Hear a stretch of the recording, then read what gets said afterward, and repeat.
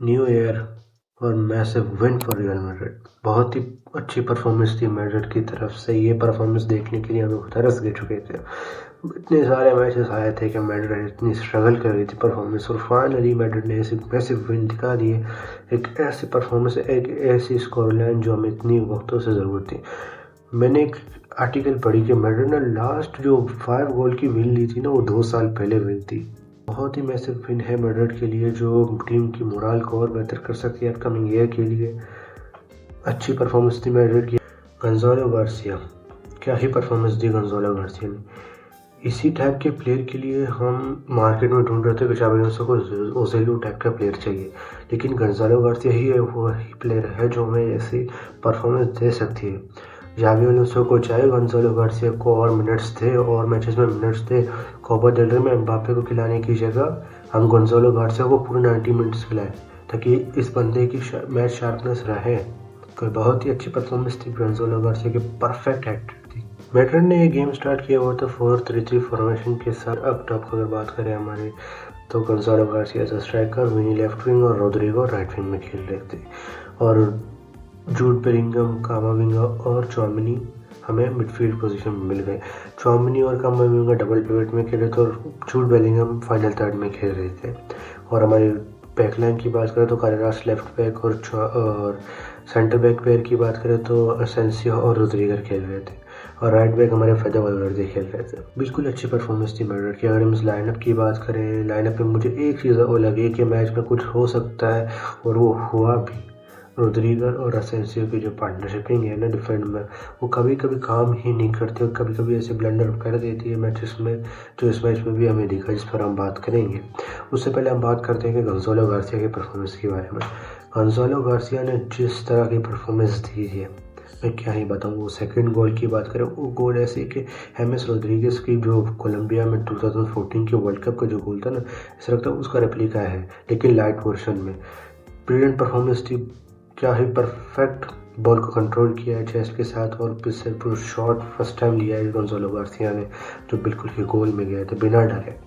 ऐसा स्ट्राइकर कम ही मिलते हैं जो बिना डरे ऐसे शॉट ले पाए और ऐसे चीज़ कर पाए। हमारे पास ऐसे गोंजालो गार्सिया हैं जो बेंच पे बैठे हुए हैं। जावी अलोंसो को चाहिए कि गोंजालो गार्सिया को और मिनट्स दें मैचेस में। ऐसे प्लेयर की हमें बहुत ज़रूरत है मैचेस में। नॉकआउट्स आएंगे, हम नॉकआउट्स में क्वालिफाई करेंगे, उसमें ऐसे प्लेयर की ज़रूरत है, क्योंकि अगर एम्बापे काम नहीं करेगा तो गोंजालो गार्सिया को लाना पड़ेगा हमें। गोंजालो गार्सिया परफॉर्म कर पाए। मैड्रिड ने स्टार्ट किया था परफेक्ट, बिल्कुल ही परफेक्ट। 30 मिनट्स तक मैड्रिड ने, जब तक फर्स्ट गोल लगा था, मैड्रिड बिल्कुल ही स्मूथली गेम कर रही थी अपनी। लेकिन जब फर्स्ट गोल पड़ा, फर्स्ट गोल के बाद मैड्रिड थोड़ी स्लो दिखी मुझे। मैड्रिड को वही प्रॉब्लम है जो मैं बार बार अपनी वीडियोस में एक ही बात दोहराता रहूँ, कि मैड्रिड जब जब या तो गोल मारती है, या तो मैच के स्टार्टिंग में मैड्रिड की एक जो मेंटालिटी मुझे लगती है कि सामने वाली टीम छोटी है, उसे छोटी समझ के मैड्रिड छोड़ देती है और परफॉर्म नहीं कर पाते जब तक उनको गोल ना पड़े। फर्स्ट गोल मैड्रिड का जब पड़ा, तो मैड्रिड ने उस फर्स्ट गोल के बाद मैड्रिड थोड़ी सी मुझे लूज दिखी, डिफेंसिव लूज दिखी मुझे, जहाँ पे रियल बेटिस अटैक पे अटैक करने स्टार्ट हुई। रियल बेटिस अटैक कर रहे थे, लेकिन वो बरी कर नहीं पाए थे, शॉट्स नहीं ले पा रहे थे रियल बेटिस थोड़ी सी मुझे एक्टिव की थी सेकेंड हाफ के स्टार्टिंग में। फिर मैड्रिड के जब सेकंड गोल पड़ा, तो रियल बेटिस का जो है मोराल टूट चुका था सेकंड गोल के बाद। कामाविंगा और चौमिनी की डबल पिवट खेल रहे थे वो दोनों फॉर्मेशन में, और कामाविंगा की परफॉर्मेंस की बात करें, ब्रिलियंट परफॉर्मेंस थी कामाविंगा की तरफ। मैं यही कह रहा था कि अगर कामाविंगा को इंजरीज ना हो, अपनी वीडियोस में बार बार मैंने एक ही बात रिपीट की, कामाविंगा को अगर इंजरीज ना हो तो मैड्रिड को मिडफील्डर की ज़रूरत नहीं पड़ेगी, क्योंकि कामाविंगा वो प्लेयर है। मैंने कहा था कि पिछली वीडियो में कि मैड्रिड को किस टाइप की प्लेयर की ज़रूरत है जो मैड्रिड की ये प्रॉब्लम सॉल्व कर पाए। मैड्रिड को एक प्लेयर चाहिए जो डिफेंस और मिडफील्ड को कनेक्ट कर पाए। एक ऐसे प्लेयर की मैड्रिड को ज़रूरत है, और कामाविंगा ने आज एक मैच में वही किया। कामाविंगा बड़े मैचेस में इस प्रॉब्लम में आते हैं कि बड़े मैचेस में ये कर नहीं पाते, लेकिन रियल बेटिस के सामने कामाविंगा ने वो रोल निभाया जो मैं कह रहा था। कामाविंगा अपने मिडफील्ड, अटैक और डिफेंड को कनेक्ट कर पा रहे थे। चौमिनी तो डीप प्ले कर रहे थे, लेकिन कामाविंगा अप टॉप भी चल रहे थे और डीप प्ले भी कर रहे थे, क्योंकि टीम के टेम्पो का कंट्रोल कामाविंगा के हाथ में थी। जिस तरह से कामाविंगा ने कंट्रोल किया गेम को, ब्रिलियंट था। ब्रिलियंट पासेस थे कामाविंगा के, 97% एक्यूरेसी थी कामाविंगा की पास एक्यूरेसी, और चौमिनी भी डिफेंसिव सॉलिड थे। और कुछ वक्त कुछ ऐसी लगी कि चौमिनी को शायद इंजरी हो गई, लेकिन वो इंजरी नहीं थी, वैसे ही थोड़ी सी ज़्यादा फटीग हो गई थी चौमिनी को। चौमिनी ट्रैवल करेंगे मैड्रिड के साथ Spanish super cup Saudi Arabia के लिए, वहाँ चौमिनी होंगे। एक चीज़ मुझे पसंद आई, गोंजालो गार्सिया में जब भी मैचेस में खेलते हैं ना, हमें टीम में को थोड़ा डिफेंसिव कॉम्पैक्टनेस दिखती है मैचेस में। गोंजालो गार्सिया क्या करते हैं, वो आते हैं डिफेंस को सपोर्ट करने, बैक आते हैं। और इस मैच में एक मोमेंट भी आया था कि गोंजालो गार्सिया जब आते हैं पीछे, वो बॉल विन करते हैं और बॉल विन की वजह से मैड्रिड के पास फिर से बॉल पोजीशन आती है और जो बर्नाब्यू है वहाँ पे फैंस इसको क्लैप करते हैं गोंजालो गार्सिया के लिए। गोंजालो गार्सिया जो है वो आते हैं बैक, मैड्रिड को डिफेंसिव सपोर्ट देते हैं, जिससे मैड्रिड और डिफेंसिव कॉम्पैक्ट दिखती है हमें मैचेस में। और इस मैच में भी यही हुआ। गोंजालो गार्सिया जो है जब बैक आ रहे थे, क्योंकि गोंजालो गार्सिया बैक आते हैं, जब भी गोंजालो गार्सिया कहते हैं हम डिफेंसिव कॉम्पैक्टनेस हमें दिखती है मैड्रिड की।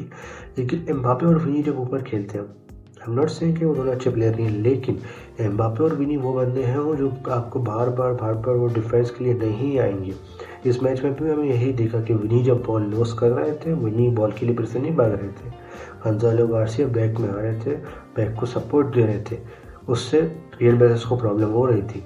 रियल बेटिस जो है मैड्रिड के लिए सिर्फ अटैकिंग ट्रांजेक्शन में प्रॉब्लम दिखा रही थी, थ्रेट बन रही थी मैड्रिड की, लेकिन मैड्रिड ने उस चीज़ को भी अच्छे से कंट्रोल कर पाई थी। मैड्रिड कुछ फेजेस में जैसे है मैड्रिड ने कुछ ऐसे मिस्टेक हुए थे, जो एक ब्रिलियंट काउंटर अटैक की बात करें, अटैकिंग ट्रांजेक्शन की बात करें रियल बेटिस की तरफ से था, और वो सेव वल्वर्दे ने जो किया था गोल के सामने ब्रिलियंट था, उसकी वजह से हम बच गए थे। मैड्रिड की एक चीज़ मैंने नोट की कि सेट पीस में मैड्रिड को और अपने आप को बेहतर कर पा रही है। पिछले मैच में भी सेट पीस पे एक गोल आया था जो जूड बेलिंगम ने मारा था, रोड्रिगो की सेट पीस थी। रोड्रिगो सेट पीस पे तो बेहतर है। इस मैच में भी रोड्रिगो की 2 सेट पीस थी, दोनों सेट पीस पे गोल हमें मिले थे और दोनों असिस्ट रोड्रिगो के सेट पीस से आ चुके थे। 2 असिस्ट फेडे वल्वर्दे के थे, 2 असिस्ट रोड्रिगो के थे। रोड्रिगो की अगर हम बात करें परफॉर्मेंस की, रोड्रिगो वॉज ब्रिलियंट, बहुत ही अच्छी परफॉर्मेंस थी रोड्रिगो की। रोड्रिगो जैसे विंग से बॉल उठा के लेकर जा रहे थे और डिफेंसिव सपोर्ट दे रहे थे टीम को, फेडे वल्वर्दे को पीछे, वो बहुत मुझे अच्छी लगी। रियल मैड्रिड जो है डिफेंस में 4-4-2 की फॉर्मेशन में खेल रही थी। रोड्रिगो जो है वो राइट हैम के खेल रहे थे और बाकी बेलिंगम लेफ्ट हैम और चौमिनी और कामाविंगा जो है डबल पिवट पे खेल रहे थे। गोंजालो गार्सिया और विनी तो अप खेल रहे थे। रोड्रिगो जो है वो आगे पीछे फेडे वल्वर्दे को सपोर्ट दे रहे थे डिफेंसिव, जो रियल बेटिस के लिए एक प्रॉब्लम बन रही थी रियल बेटिस के विंगर के लिए, और रियल बेटिस के विंगर को वो नहीं मिल रहे थे चांसेस के वो कैसे कन्वर्ट कर पाए। जो फर्स्ट गोल पड़ा रियल बेटिस ने मारा रियल मैड्रिड के अगेंस्ट, मैं कहता हूँ एक बड़ी फंबल है, बड़ा ब्लंडर किया है हमारे डिफेंडर ने, एसेंसियो और रोड्रिगर ने। बहुत बार मैंने ऐसे देखे हैं रोड्रिगो और एसेंसियो जब खेलते हैं तो इन दोनों की केमिस्ट्री थोड़ी मिलती नहीं है। इन दोनों में एक प्रॉब्लम है, इस गोल को आप देख सकते हैं। इस गोल में एक प्रॉब्लम आई थी, रोड्रिगर जो है उस मैन को कवर कर रहे हैं और वो कवर ही नहीं कर पाया और मैन रोड्रिगो के पीछे से निकल गए। एसेंसियो जा रहे थे बॉल के लिए, एसेंसियो के सामने से बॉल गई, ठीक है, बात एसेंसियो से छोड़ दी। एसेंसियो को चाहिए था वो पीछे आ जाए, डिफेंस को सपोर्ट करे, वो थोड़े पीछे आए थे, डी के सामने खड़े हुए थे, मैं समझ नहीं तो वो करना क्या रहते हैं, और रोड्रिगर पीछे कोर्तुआ कंफ्यूज का क्या चल रहा है। डिफेंस बिल्कुल खुल गई थी यहाँ पर हमारी, और जो ये गोल पड़ चुका था हमें, इसके बाद रियल बेटिस को और मोटिवेशन मिली थी गोल मारने के लिए, लेकिन मैड्रिड ने चांसेस अपने बना लिए थे और मैड्रिड ने वो चांसेस कन्वर्ट कर दिए थे, जिससे रियल बेटिस का बिल्कुल ही मोराल टूट चुका था। उसकी वजह से मैड्रिड अपनी गेम परफेक्टली विन कर पाई थी। विनी की गेम की बात करें तो विनी का गेम मुझे ओके ही लगा, इतनी गंदी परफॉर्मेंस नहीं थी विनी की तरफ से कि मैं कहूँ विनी ने बिल्कुल ही गंदी परफॉर्मेंस दे दी, क्योंकि विनी की ही वजह से कुछ ऐसे मोमेंट्स आए थे जैसे साइड पीस में मिला था, विनी पर भी वो फाउल कमिट हुआ था, उस फाउल की वजह से ही हमें गोल रिसीव हो पाया था, हम कन्वर्ट कर पाए थे उस गोल को। तो नहीं कहूँगा कि विनी की ऐसी बुरी परफॉर्मेंस थी, लेकिन एक मोमेंट में मुझे लगा कि वो शायद वो जो मोमेंट था वो पेनल्टी हो सकती थी, जो विनी पे फाउल हुआ था टीम में, पेनल्टी मुझे लगी थी, लेकिन रेफ ने पेनल्टी नहीं दी थी। तो इस बात में इतनी कंट्रोवर्सी तो नहीं होनी चाहिए, क्योंकि मैड्रिड की विन आ गई है, मैड्रिड को पॉइंट्स ले लिए मैड्रिड ने, और पॉइंट्स कैब ला लीगा की बना लिया है बार्सिलोना के साथ। तो यही बेहतर है। ये विन बहुत ज़रूरी थी मैड्रिड के लिए कि सुपर अभी कप में जाने वाले हैं टीम, और टीम के लिए वैसे विन बन सकती है और एक कॉन्फिडेंट लग सकती है टीम के सामने जो मैचेस हैं उसमें परफॉर्म कर। नेक्स्ट हमारा है मैड्रिड डर्बी एटलेटिको मैड्रिड के अगेंस्ट। चाहता हूँ कि टीम बहुत ही अच्छी परफॉर्मेंस दे और काम रहे टीम। और मेन चीज़ की शाबी अलोंसो की अगर टैक्टिक्स की बात करें वो है ही प्रेसिंग। इस गेम में जिस तरह से मैड्रिड की प्रेसिंग इफेक्टिव लगी मुझे, वही उसी की वजह से रियल बेटिस कंफ्यूज थी और अपने चांसेस कन्वर्ट नहीं कर पा रही थी। जब मैड्रिड ने प्रेसिंग अपनी ब्रोकन, मैड्रिड की प्रेसिंग में ब्रोकन दिखी है, टीम मैड्रिड की डिफेंस ओपन लगी है, मैड्रिड गोल पड़े हैं और मैड्रिड बिल्कुल ख़त्म हो चुकी है। ऐसे चांसेस आए थे जब मैड्रिड ने अपने आप को लूज रखा, जैसे जब गोल पड़ा था या जब हमने गोल मारा था, तो मैड्रिड की जो प्रेस है थोड़ा इफेक्टिव नहीं लगी मुझे। उसकी वजह से रियल बेटिस को और ज़्यादा मूवमेंट मिल रहे थे और ज़्यादा चांसेस मिल रहे थे कि वो अटैक बना रहे थे। जब मैड्रिड ने अपने वो चांसेस देख के और मैड्रिड ने अपने प्रेस और इफेक्टिव कर दिया, उसकी वजह से रियल बेटिस और ज़्यादा कॉम्पैक्ट हो चुकी थी मैड्रिड के डिफेंस में और उनको चांसेस नहीं मिल रहे थे। ये मेन फैक्टर बन सकता है जावी अलोंसो के जो टैक्टिक्स की बात करें तो मेन फैक्ट ही यही है कि फैक्टर है कि प्रेसिंग ही मेन चीज़ है मैड्रिड के लिए। अगर टीम प्रेस नहीं करेगी तो टीम इतनी इफेक्टिव नहीं दिखेगी अटैक्स में भी। गोंजालो गार्सिया है वही है जो प्रेसिंग करते हैं, अटैकर होकर स्ट्राइकर होकर भी वो बैक में आके प्रेस करते हैं। उनके मिडफील्डर की बात करें, उसके सीडीएम की बात करें, उनको प्रेस करते हैं, उनके डिफेंडर को कवर करते हैं। उसकी वजह से सामने वाली टीम थोड़ी कंफ्यूज रहती है। एम्बापे हैं और या विनी हो, वो इतना प्रेस करते ही नहीं, उनकी प्रेसिंग इतनी इफेक्टिव नहीं रहती है, इसलिए उन सामने वाले टीम के जो डिफेंडर होते हैं उनको ऐसे स्पेस मिल जाती है कि वो बैक पास करके फिर अपनी टीम पोजीशन रख पाती है। लेकिन गोंजालो गार्सिया जब खेलते हैं वो टीम के जिस तरह से उसकी प्रेसिंग होती है, इफेक्टिव होती है टीम के लिए, सामने वाली टीम थोड़ी कंफ्यूज रहती है और वो ऐसे बॉल रख नहीं पाती, बॉल पोजीशन रख नहीं पाती और मैड्रिड जल्दी बॉल पोजीशन वॉन कर पाती है इसी वजह से। तो मेन चीज़ ही जावी अलोंसो के बॉल में कि जावी अलोंसो चाहते हैं टीम प्रेस करे। टीम प्रेस करती है, टीम इफेक्टिव लगती है तो टीम वॉन कर पाती है मैचेस को। अगर हम बात करें मैन यूनाइटेड की परफॉर्मेंस की, तो मैन यूनाइटेड ने फिर से ड्रॉ कर लिया है एक और लीड्स यूनाइटेड के अगेंस्ट। मैन यूनाइटेड ने फिर से पॉइंट्स ड्रॉप कर दिए प्रीमियर लीग में जो बेहतर हो सकते थे, लेकिन फिर से पॉइंट ड्रॉप हो चुके हैं। अभी रिसेंटली कुछ स्टेटमेंट रूबन एमोरम मैच के बाद आई थी कि रूबन एमोरम से कुछ क्वेश्चन किए थे, रूबन एमोरम ने उस बात के जवाब दिया था कि मैं टीम का कोच बनने आया, टीम के मैनेजर बनने आया हूँ, कोच बनने नहीं आया है। तो अगर टीम जो है चाहती है जब तक मेरी जॉब है, जितने टाइम है कॉन्ट्रैक्ट को, उस तक मैं यहाँ हूँ और मैं अपनी जॉब करता रहूँगा और बेहतरी से करता रहूँगा। जब ओनर जो है वो मैनेजर चेंज कर देंगे तो उसकी जॉब ख़त्म हो जाएगी। सिर्फ इतना ही कहा था रूबन एमोरम, जिसको बड़ा चढ़ा के न्यूज़ में बताया जा रहा है। समझ सकते हैं कि फ्रस्ट्रेशन है क्योंकि बार बार बैक टू बैक मैचेस में जो टीम की गलत परफॉर्मेंस है, हम इस चीज़ में पूरे ब्लेम मैनेजर को भी नहीं दे सकते। रूबन एमोरम के पास प्लेयर नहीं है। अगर मैन यूनाइटेड की इंजरी लिस्ट की बात करें, ये इंजरी लिस्ट आप देख सकते हैं, इतने सारे प्लेयर्स आउट रहे हैं मैन यूनाइटेड के लिए। अभी एम्बुएमो और अमद दियालो तो ऑलरेडी आउट हैं, वो अफकन की वजह से।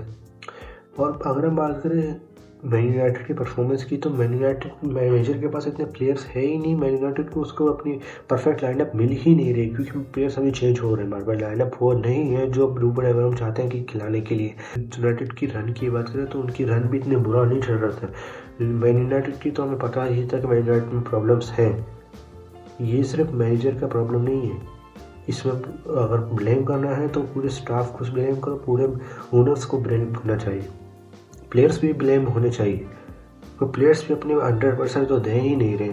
अगर आप प्लेयर्स जो है, आप एक स्ट्राइकर है आपके पास, उसको आप फीड नहीं कर पा रहे तो मैन कैसे स्कोर करोगे आप।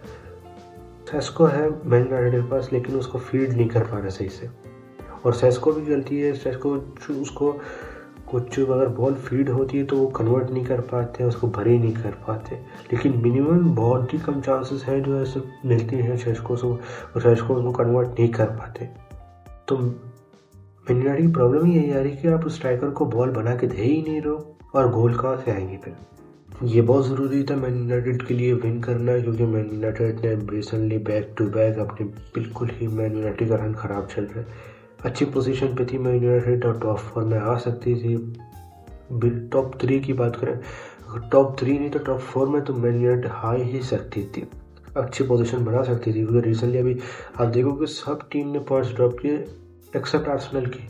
मैन यूनाइटेड के पास अच्छा चांस था कि अपने पॉइंट्स करना, अगर वो पॉइंट्स ले लेती तो एक अच्छी पोजीशन में होती man United. So that's that for this video. अगर आपको वीडियो पसंद आए तो लाइक ज़रूर से करना और चैनल को सब्सक्राइब नहीं किया तो सब्सक्राइब ज़रूर से करना।